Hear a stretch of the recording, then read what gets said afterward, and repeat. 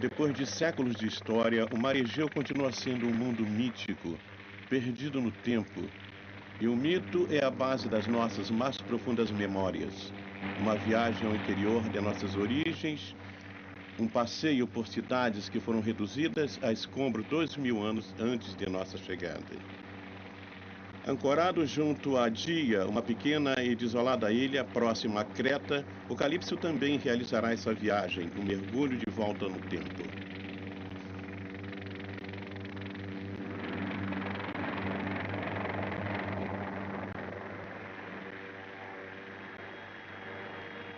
Tudo começou com uma casual fotografia aérea. Eu já tinha me deparado com a lenda da Atlântida em muitos lugares. Cheguei inclusive a enviar meu filho Felipe às ilhas dos Açores, dos Cocos, Bimini e outras regiões para que ele procurasse indícios de que realmente alguma delas teria sido a Atlântida. No entanto, ao analisar as ampliações de uma foto com a imagem de um estranho dedo polegar sobre as águas da Baía de São Jorge, não suspeitei que voltaria a me envolver com os mistérios de Atlântida. De repente percebi que eu mesmo reiniciaria a busca de um mito sem nenhuma referência, à procura dessa civilização desaparecida que muitos acreditam que está oculta sob as águas do mar.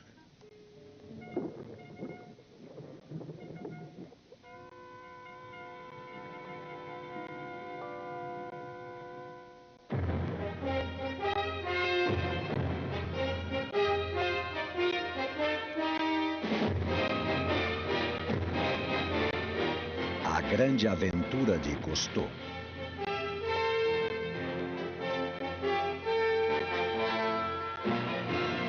Dedicado àqueles que lutam para preservar a vida no nosso planeta.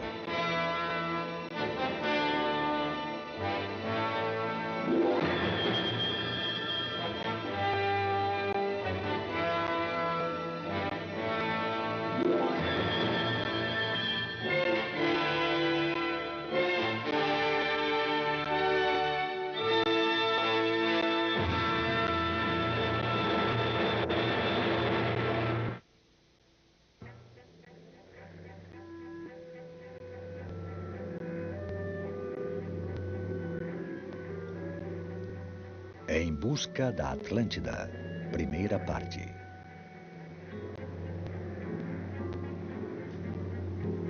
Como a própria vida da Terra, a história dos homens encontra-se muitas vezes oculta em grandes enigmas. Uma pedra estranhamente esculpida em uma região desabitada, uma cidade sepultada sob as cinzas de um vulcão, o ritmo de vida surpreendido por uma pausa eterna, uma ruína ou uma embarcação tragada pelo mar. No entanto, o homem insiste em procurar respostas, algumas das quais verdadeiras e muitas outras fantasiosas. Nas águas cristalinas e pouco profundas das Bahamas, ao longo da costa da Flórida, Philippe Cousteau e sua equipe aérea encontrará as duas versões. Sob as asas do PBY, encontra-se uma pequena ilha arredondada como uma mancha no mar. Aqui, as formas submarinas da areia estão em constante mutação devido às marés e às correntes marinhas. Mais adiante, uma linha interrompida de recifes de coral. Através da estrutura transparente do avião, Felipe observa algo estranho. Um desenho de linhas geométricas semelhante a antigas representações de paisagem que alguns acreditam terem sido feitos na tentativa de se estabelecer comunicação com o espaço. Mas as linhas pontilhadas não passam de buracos feitos com explosivos por equipes de prospecção de petróleo.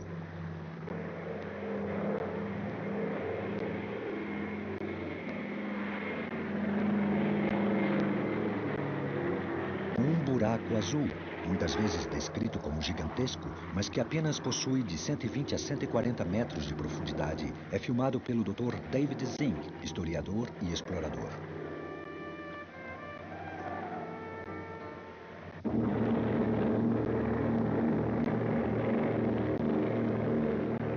Agora, os exploradores se aproximam do seu destino, onde pretendem encontrar nas águas ao redor da ilha de Bimini um desenho estranho em forma de J invertido, conhecido como a Estrada de Bimini. Embora se suspeite que a maior parte dessa construção ainda esteja oculta sob a areia do fundo, mais de um terço de milha, o tamanho de 6 campos de futebol, está claramente à vista. Um quebra-cabeças de difícil explicação.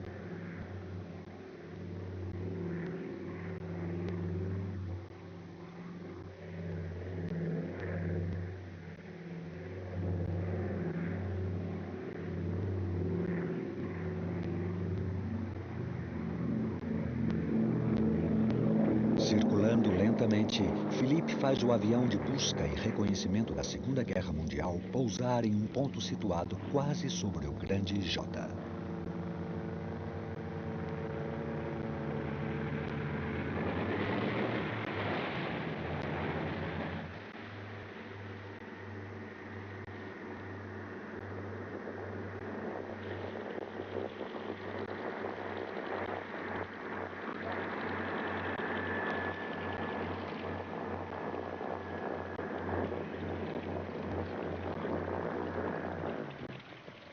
Pousado sobre as águas, o avião transforma-se na base de uma exploração aquática.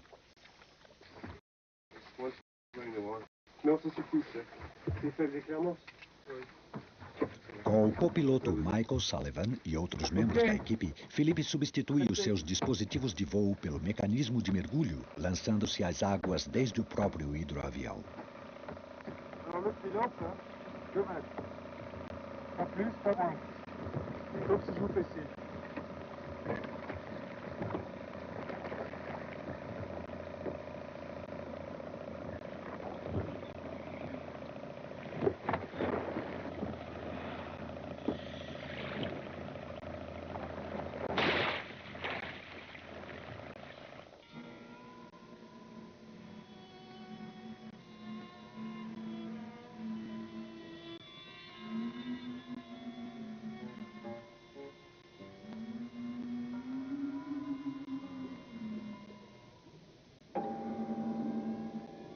Guiados pelo Dr. Zink, os mergulhadores movimentam-se pelas águas rasas e cálidas a menos de 3 metros de profundidade, chegando finalmente até a chamada estrada.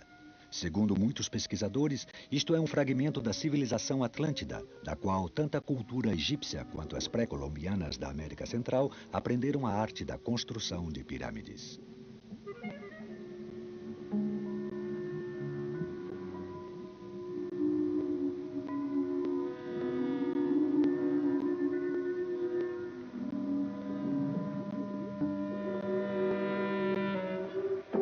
Os que acreditam que a estrada tenha sido realizada pelos construtores de monumentos megalíticos da primeira era da história argumentam que somente uma cultura com tecnologia altamente desenvolvida poderia ter cortado estas imensas pedras quadradas de 15 toneladas, organizando-as em forma de calçada sem nenhuma relação com as rochas onde estão assentadas.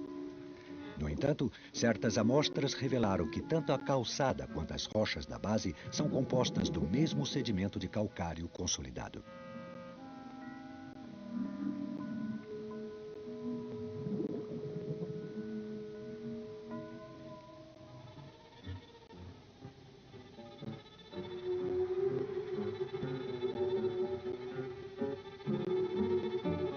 Mas, sendo parte da Atlântida ou não, a estrada está sendo vigiada por um peixe-pedra venenoso, camuflado entre as rochas.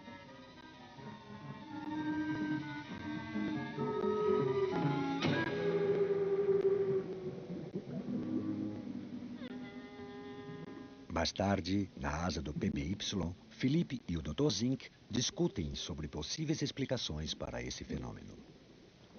Qual é a sua opinião sobre isso? Bem, eu acho que se trata de um monumento megalítico. Como assim? Na Europa, sempre existiram monumentos, grandes monumentos megalíticos, como o Stonehenge, na Inglaterra. Apesar de não haverem provas, acredito que o povo da Atlântida dominava técnicas que lhe permitiam movimentar pedras de 15 toneladas. E que, além disso, estava organizado para idealizar um projeto e colocá-lo em prática.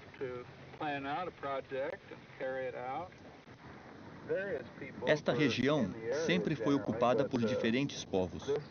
mas este não parece estar relacionado com nenhuma cultura conhecida. Já tivemos muitos problemas sobre as águas com nossas bússolas.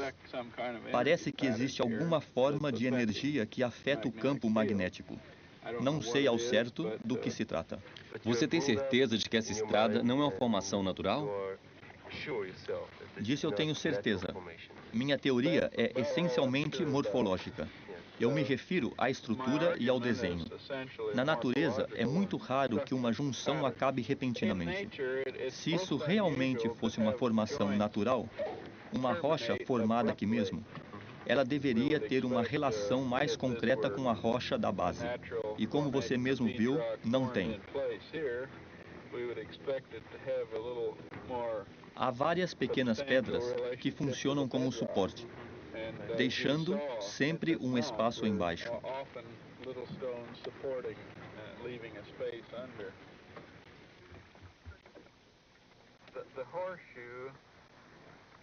A ferradura, obviamente, abre para o nordeste.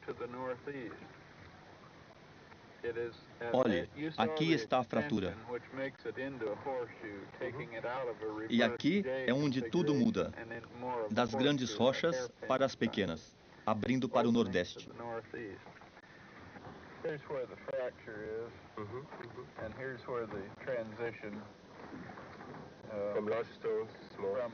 Há mais 5 atravessadas. 14 pedras aqui e 5 atravessadas. Mas aqui temos 6. É verdade, mas 6 além dessas. Você acha que Platão poderia ter inventado esse mito? Tudo é possível. Em épocas de dificuldades, em momentos de angústia sobre o presente e o futuro, é muito fácil pensar em uma idade de ouro. É confortável do ponto de vista psicológico. Em outras palavras, é uma forma de racionalização. Mas também há várias maneiras de ver as coisas. O que aconteceria se a Atlântida fosse encontrada? A sua descoberta causaria um grande impacto. Todos se interessam pela Atlântida, e a sua descoberta confirmaria a suspeita de que todos nós também podemos desaparecer para sempre. Até mesmo uma grande civilização, por mais sofisticada que seja, pode fracassar. Apesar de possuir inúmeras versões, a lenda da Atlântida provém de uma única origem: Platão, que escreveu sobre uma rica terra além dos pilares de Hércules, com uma capital entrecortada por canais e habitada por nobres e sábios, sendo destruída e afundada em um único dia. Embora o mapeamento moderno dos oceanos não tenha ajudado na localização de nenhum vestígio concreto, Cousteau lembra que o homem imaginou a Atlântida em quase todas as partes do mundo. A Ilha de Páscoa, no sul, e a Ilha dos Cocos, no norte, são consideradas fragmentos de um continente do Pacífico chamado Mu, uma variante da lenda da Atlântida. Bimini, no oeste do Atlântico, as Ilhas Canárias, na costa da África, os Açores, as montanhas Atlas do Marrocos, Helgoland, próximo à Alemanha, no Mar do Norte, a ilha de Creta, no Mediterrâneo, cada uma delas é considerada por seus ardentes defensores como o paraíso de Platão na Terra. No entanto, em certas ocasiões, as lendas surgem de fatos concretos. O mito muitas vezes satisfaz uma necessidade constante, amparando o homem contra as adversidades. No norte da ilha de Creta, no dia de Reis, em 6 de janeiro, o povo de Heraclion segue os sacerdotes em uma procissão solene para a realização de um ritual anual.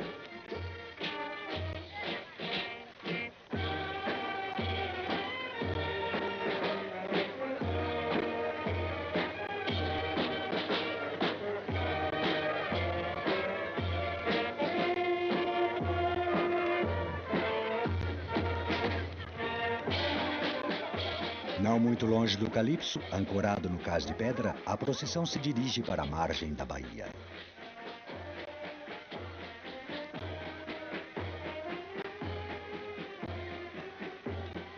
Jogando a cruz abençoada nas águas e retirando-a logo em seguida, o povo celebra uma comunhão com o mar, que data de uma época muito anterior ao cristianismo.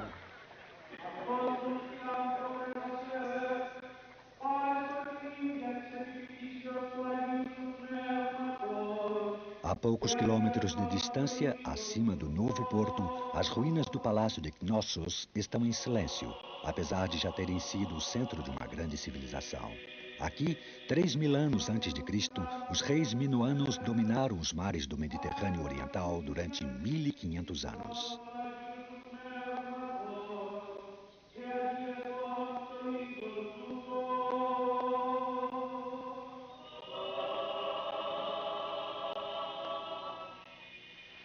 No entanto, eles não possuíam nenhum porto seguro nessa costa açoitada pelos fortes ventos do noroeste, o Meltemi. Como homem do mar, Cousteau não compreende esse paradoxo. Para dominarem os mares, tinham que possuir um porto grande e seguro. Mas onde? Na ilha a 10 quilômetros de distância?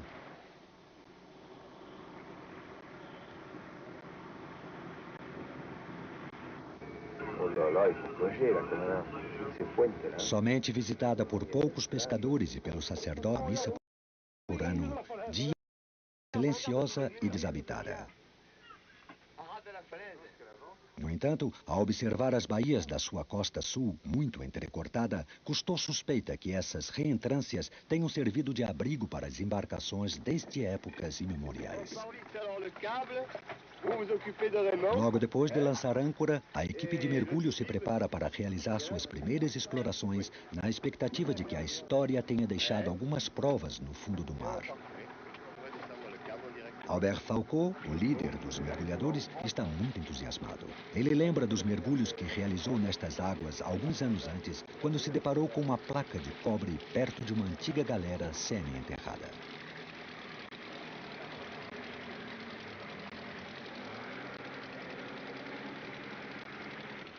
Acompanhando Cousteau, Dr. Kritsas, arqueólogo e representante do governo grego, espera ansioso pelos resultados da exploração.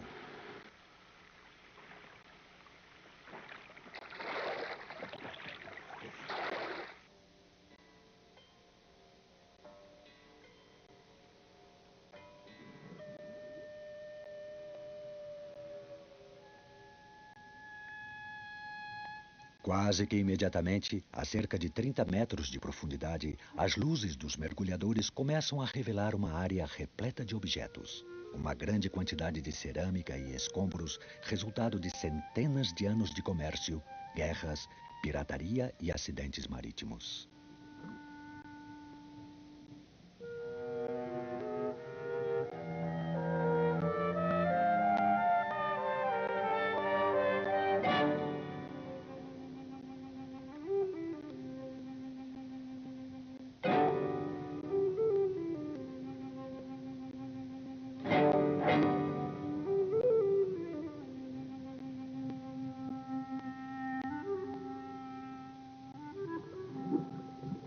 Elegante e isolada, uma urna brilha com a luz.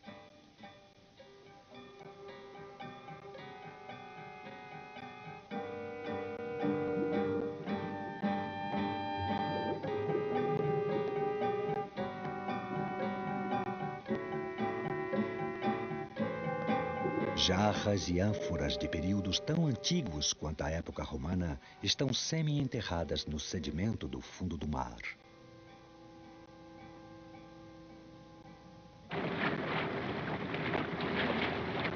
De volta à superfície, a equipe de mergulho se apressa a subir no Calypso.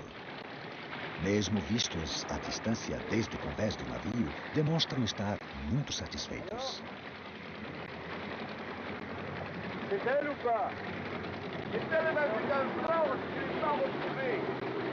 Com a plataforma de mergulho deslocando-se ao lado do navio, Falcó confirma as teorias de Cousteau com respeito à ilha de Dia ter sido usada como abrigo para embarcações. Embora Falcó não tenha encontrado sua galera, ele relata as riquezas encontradas no fundo do mar, inúmeras ânforas e outros objetos de cerâmica, muitos em ótimo estado de conservação. Para Cousteau, é necessário descer com o submarino. Segundo Foucault, devem existir muito mais ânforas no fundo, pois há muitas bem conservadas.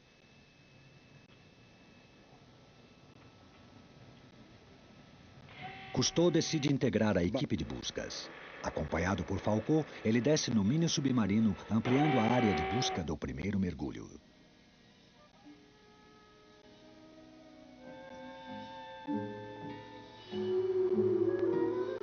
A 40 metros de profundidade, começam a surgir no fundo do mar os destroços de um navio romano do primeiro século depois de Cristo.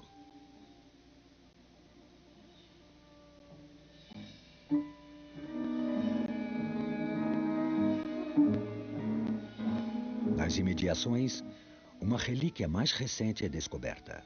Uma âncora enferrujada, perdida provavelmente durante o ataque veneziano à Creta. Em cada uma das baías, montes de cerâmicas marcam a localização de outros navios afundados. Cada vez fica mais claro que, durante mais de 2000 anos, Dia foi o ponto de cruzamento do tráfico marítimo no Mediterrâneo Oriental.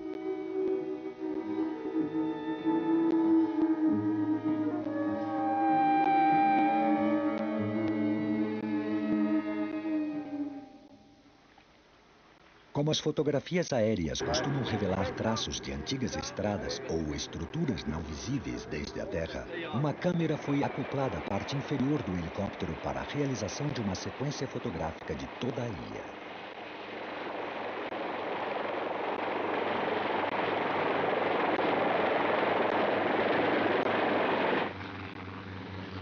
Vistos de cima, os montes rochosos e os íngremes penhascos de Dia sugerem uma pouca relação com o mito de Atlântida.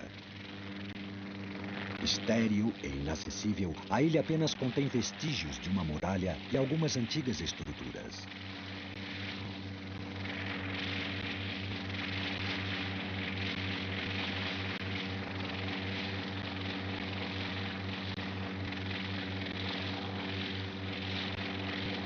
Em meio às rochas, cresce uma vegetação esparsa, que apenas serve para alimentar os pequenos grupos de cri-cri, uma variedade de cabras selvagens em perigo de extinção, introduzida nas ilhas na tentativa de salvá-la.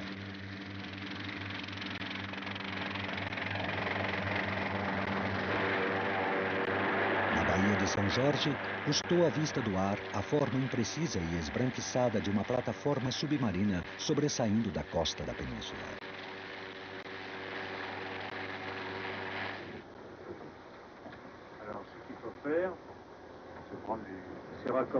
Com a ajuda de Foucault e do cinegrafista Carcopino, Cousteau reúne as fotos tiradas desde o helicóptero, formando uma montagem fotográfica da ilha.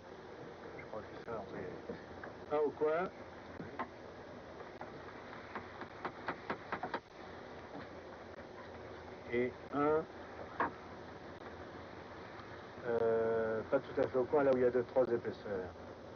Au coin de 3 épaisseurs. Mas, enquanto junta as diversas fotografias, Cousteau não consegue se esquecer da imagem enigmática sob as águas da Baía de São Jorge.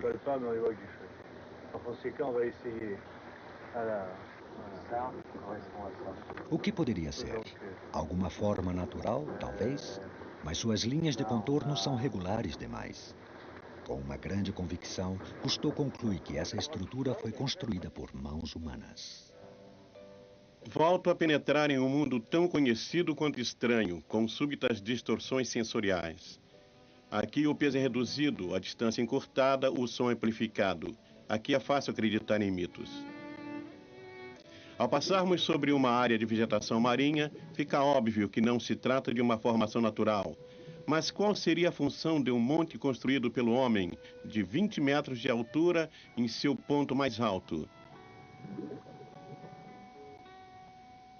Imagino que todo ele estivesse acima da superfície em tempos antigos, quando, segundo os cálculos, o nível do Mediterrâneo era de 3 a 5 metros mais baixo que o atual.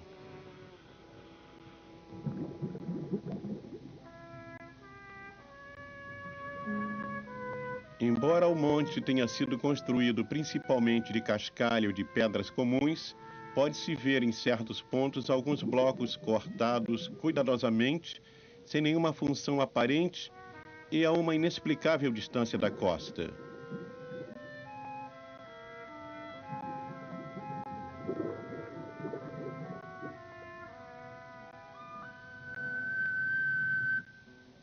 Nadei com Bernard ao longo da parte lateral do muro, onde paramos por alguns instantes junto a uma grande rachadura que quebra o declive.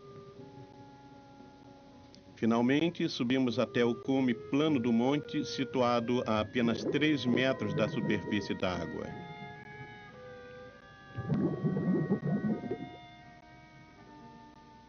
De repente, tudo é esclarecido. Estamos na parte mais ampla de um cais de forma arredondada. Ao longo da sua extensão e mais adiante, a baía encontra-se repleta de navios mercantes e até mesmo de elegantes galeras de guerra de diferentes nações. Nessas pedras acotovelam-se homens do Egito, da Síria, da Macedônia e da Sicília, trabalhando, comerciando, jogando, falando da vida alheia. Embora utilizassem um vocabulário comum a todos, este não possuía mais de meia dúzia de palavras. Este armazém, cujo muro medimos, estaria repleto de fardos de lã, de uma grande quantidade de ânforas repletas de óleo e vinho, de carnes salgadas e especiarias. Com toda certeza, este era um grande centro da antiguidade.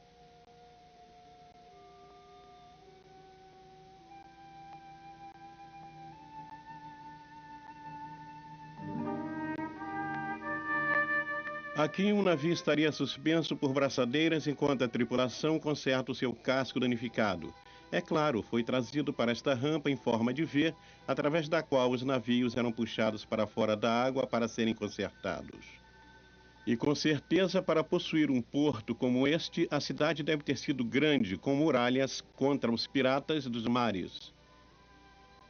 Paro por um instante e penso, isso é real ou será que estou imerso demais em um mito? Volto para a superfície.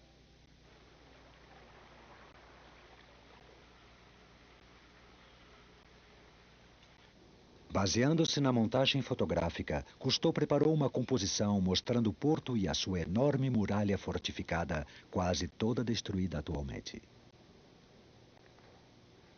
Teria sido destruída pela legendária erupção vulcânica de Fira, mais ao norte, que alguns acreditam ter sido responsável pela ruína da Creta Minoana? Talvez, mas por enquanto não existe nenhuma prova de que Dia existisse na época de Knossos.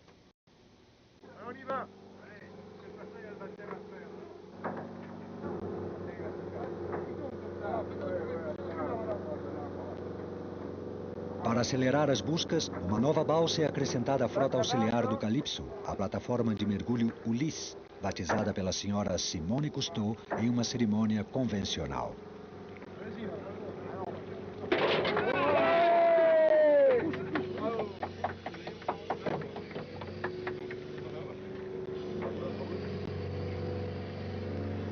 C'est bon.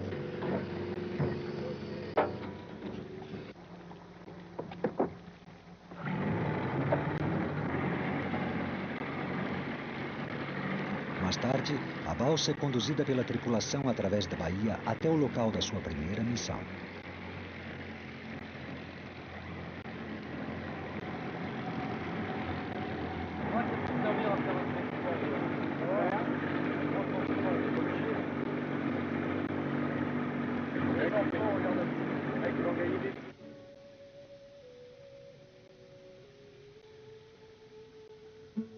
Para esta exploração, que se converteu em uma das mais sistemáticas escavações submarinas de todos os tempos, Cousteau e Kritsos escolheram uma área de 10 metros quadrados próxima ao cais do porto coberto pelas águas.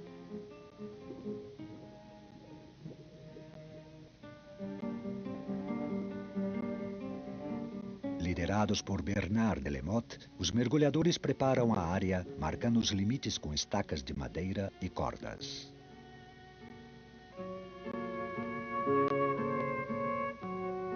Para indicar com maior precisão a localização dos objetos encontrados, a área será subdividida em 25 unidades menores, cada uma medindo 2 metros quadrados.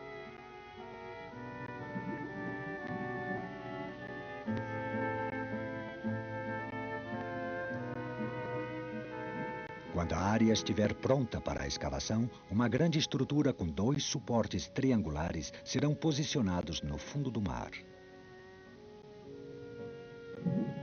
Deslizando por essa estrutura, algumas câmeras fotográficas registrarão cada etapa da escavação.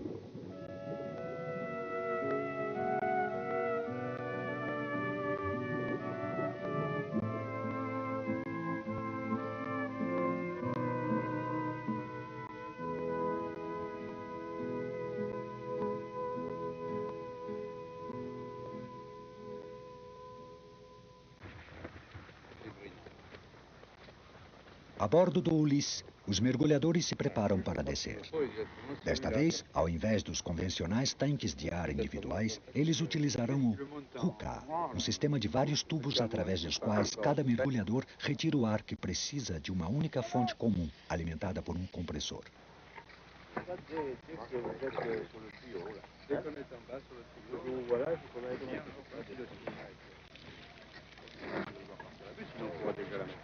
Mas, em pouco tempo, o tubo de sucção é baixado.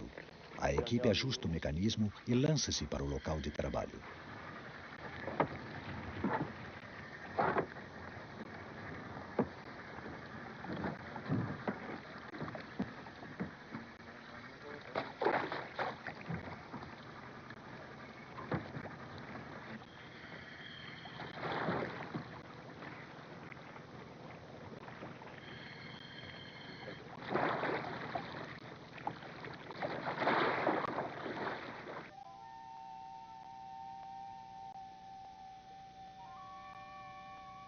No fundo do mar, cada membro da equipe substitui seus pés de pato por outros mais curtos e menos incômodos para caminhar pela área de escavação.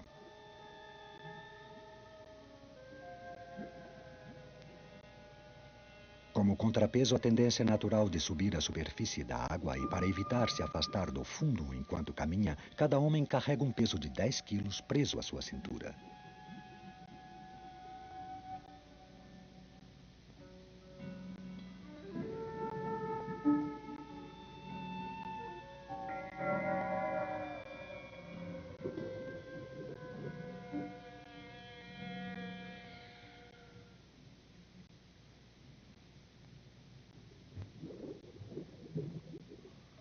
Através de um sinal enviado à superfície, o tubo aspirador é posto em ação.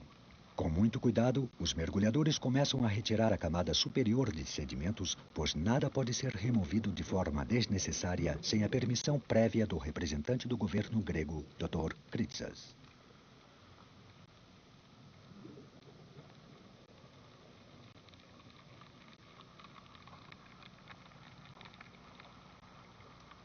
Até mesmo para retirar os menores objetos, os sedimentos e a água são lançados através de uma peneira a bordo da balsa de mergulho.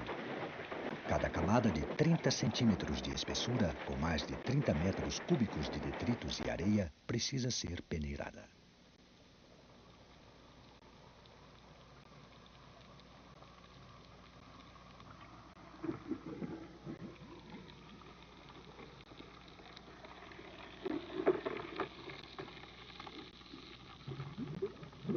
À medida que os dias passam e a primeira camada é retirada gradualmente, Cousteau é dominado por uma certa ansiedade e decide mergulhar para descobrir o porquê da escavação não estar sendo realizada com maior rapidez.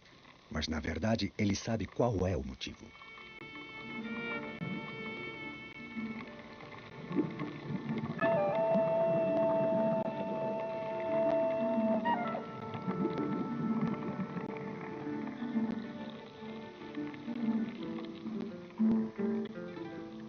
Em meio a todos esses estranhos, cardumes de pequenos peixes-cabra cruzam de um lado para outro. Um pouco mais longe, um espirógrafo ou palmeira do mar movimenta-se como uma flor na brisa da primavera.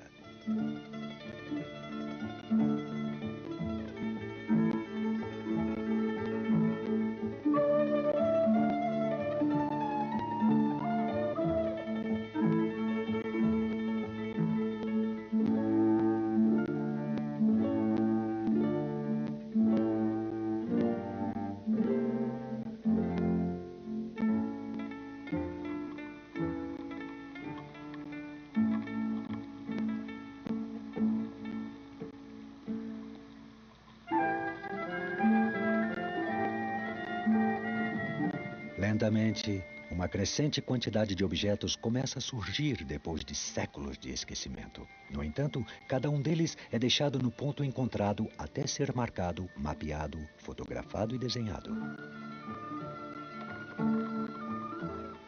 Enquanto isso, o peixe-cabra perde o receio e começa a se entrosar.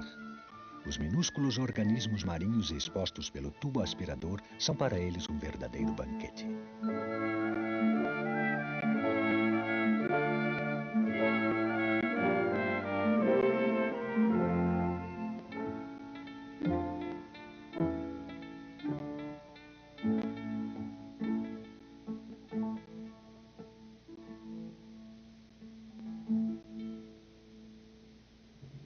Depois da primeira camada de sedimentos de 30 centímetros ser retirada, um segmento repleto de objetos fica exposto.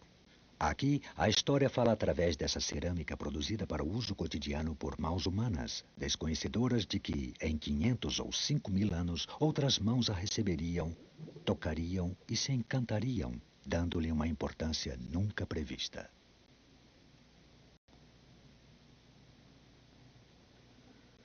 Enquanto isso, as câmeras registram um diário visual cada vez maior.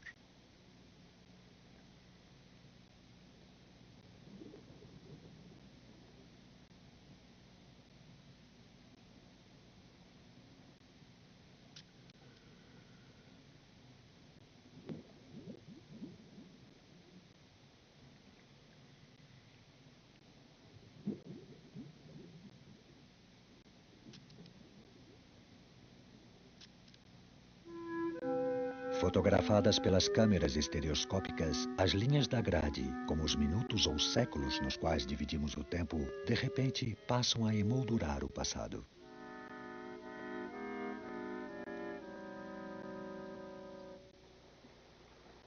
Finalmente, trazida à superfície, cada peça, quebrada ou inteira, é medida, catalogada e novamente fotografada por Dr. Kritsas e seu assistente. Que diâmetro, mais ou menos? 16.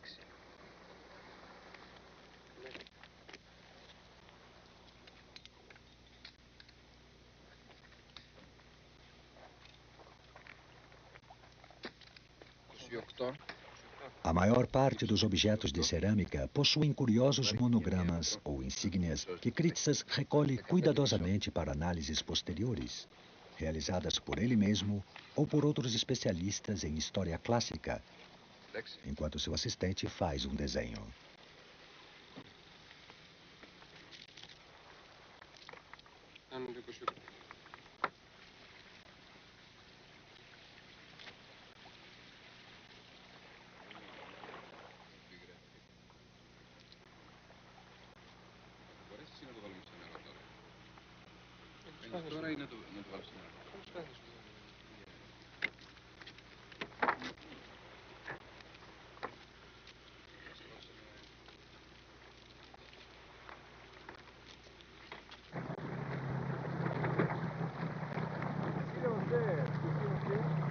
Acompanhado por Bernard Delemotte, Cousteau chega para uma visita à equipe de terra.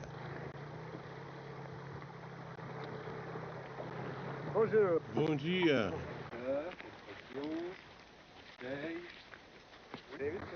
Isto estava na superfície? Não, coberto por meio metro de sedimentos. Por uma grande coincidência, cada descoberta parece gerar um novo mistério. Exibindo os objetos retirados da profunda escavação na Bahia, Kritsas e Delemotte explicam que todos foram encontrados sobre uma curiosa camada de cascalho que cobre a área escavada e parece dividir a zona em diferentes épocas. Ça, c'est avant d'arriver au gravier. Sur le gravier, c'est posé sur le gravier. Posé sur le gravier. D'ailleurs, il y en a quelques-uns. Ouais. Parce que les carrés commencent à se remplir. Quelques morceaux qui vont commencer à apparaître. Ça, c'est que la surface, je crois, non? Ah oui, c'est la surface. Pratiquement la surface. Quelques morceaux. Com poucas exceções, a maior parte das cerâmicas recuperadas sobre a camada de cascalho pertence ao período bizantino, da era cristã, entre os quais vários cântaros engenhosos com um coador incorporado ao gargalo. Mas se houver algum objeto de culturas anteriores, ainda está enterrado sob os sedimentos no fundo do mar. À medida que a escavação continua, um monte de cascalho e pedras cresce ao lado do local, a maior parte das quais sem nenhuma importância em particular. Cousteau volta a se surpreender com a crescente quantidade de pedras cortadas e mais uma vez se indaga sobre qual teria sido o desastre natural que as arrastou para tão longe da costa. Ele chega à mesma conclusão que o grande arqueólogo grego Marinatos, que encontrou vestígios de uma série de ondas gigantescas na costa de Creta, pois os terremotos não parecem justificar esse fato de forma adequada.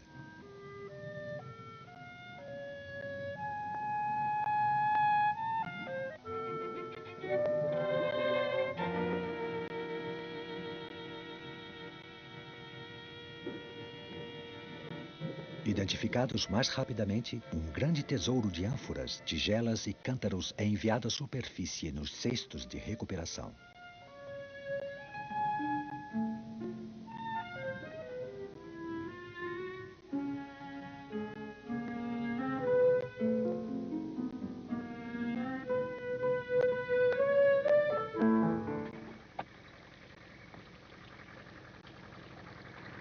A bordo da balsa de mergulho, os potes e os fragmentos são cuidadosamente separados. Mais tarde, as incrustações que apresentam serão removidas. Vous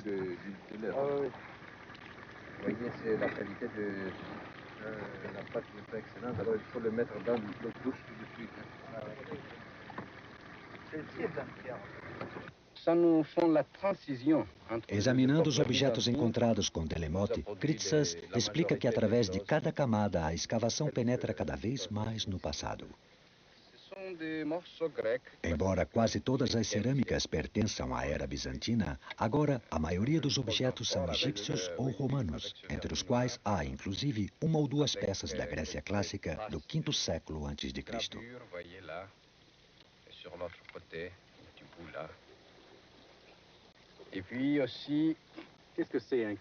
Os objetos representam claramente um período de transição a uma cultura anterior.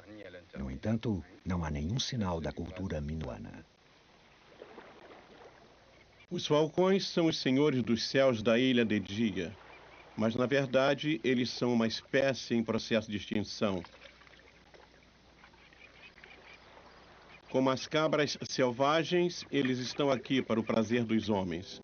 A mais contraditória das criaturas, o homem, cria santuários para as suas próprias vítimas. Diante dos séculos, o homem impõe a sua loucura.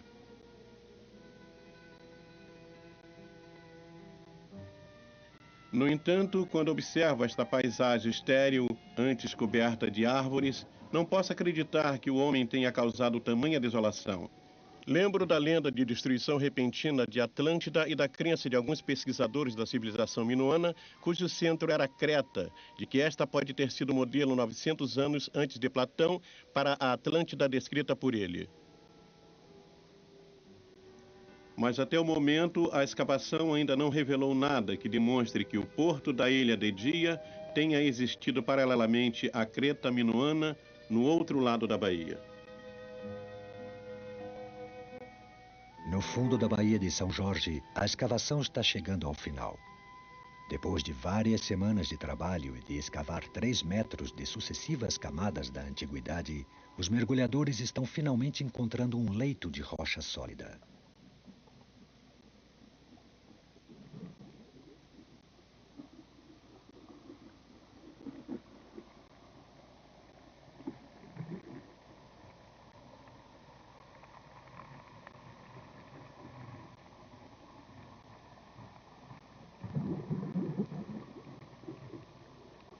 É aqui, na sua maior profundidade, que a prova do primeiro período da história da ilha de Dia é encontrada. Uma tigela pertencente à época minoana. De todos, este é o objeto mais importante encontrado no local.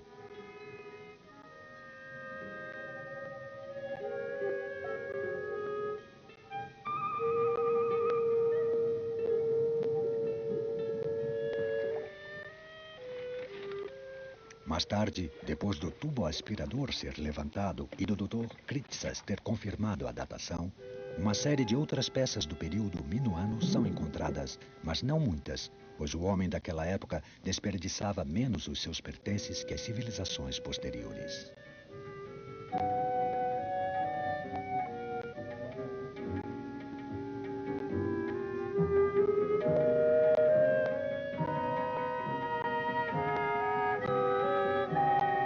Na época em que o mundo era dominado pelos senhores do mar, a Creta minoana controlava o Mediterrâneo, da Sicília até o Oriente Médio. Uma tigela sem adornos, surpreendentemente simples, confirma que desde a época minoana, o segredo de Creta estava no porto de Dia.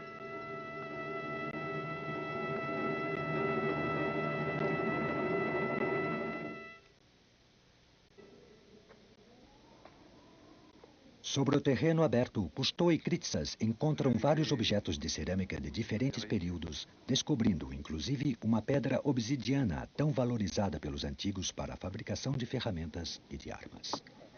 Pedras obsidianas? Veja esta, é toda redonda. Mas se Dia foi um ponto e um posto militar dos reis minoanos de Knossos, em Creta, poderíamos considerar que os blocos de pedra que estão no fundo do mar da Baía de São Jorge indicam a ocorrência de um desastre que deixou Creta sem defesas, causando seu repentino declínio? A Creta minoana teria sido a Atlântida? Talvez, mas há uma falha nesta hipótese. Ao contrário da Atlântida, Creta não desapareceu sob as águas do mar. Estamos na parte mais alta desta era deserta. É impressionante que possamos encontrar tantas ruínas aqui. Quem teria construído tudo isto? Há montes de pedras que provavelmente eram muito mais altas no passado. E o que me deixa realmente assombrado é esta grande pedra plana. Você acha que ela não é natural? Eu acho que não. Talvez seja natural, mas foi aplainada. Observando este deserto, eu não consigo deixar de me surpreender. Pela proximidade a Creta, deveria possuir restos de civilizações, mas, no entanto, é totalmente desabitada. Você acha que sempre foi assim? Não, eu acho que não. Eu gostaria de ter estado aqui na antiguidade.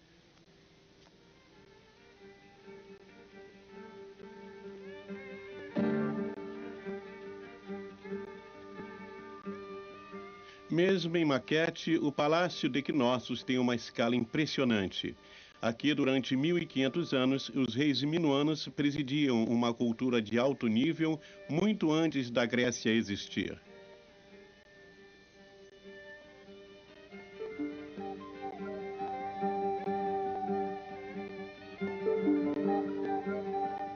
Nestes pórticos e terraços, nestes pátios e escadas abalaustradas, vivia a aristocracia de uma civilização rica e talentosa que seria esquecida durante 2000 anos. Aqui nasceram as lendas de veneração dos touros, da morte que Teseu infligiu ao Minotauro e de sua fuga do labirinto do palácio utilizando os fios de Ariadne.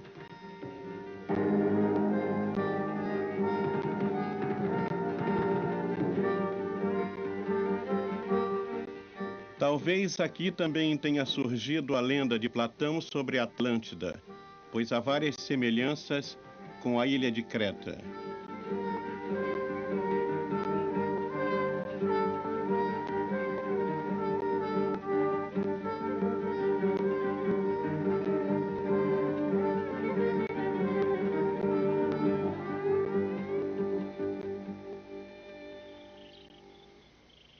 Hoje, Knossos é uma ruína silenciosa, enterrada e desconhecida até o arqueólogo inglês Evans escavar esta área no início do século XX. Mas o que teria provocado sua destruição tão repentina? Todas as civilizações, assim como os homens, caem e morrem, por doenças da velhice, por sua própria arrogância cega e, em certas ocasiões, como na lenda da Atlântida, por uma calamidade natural.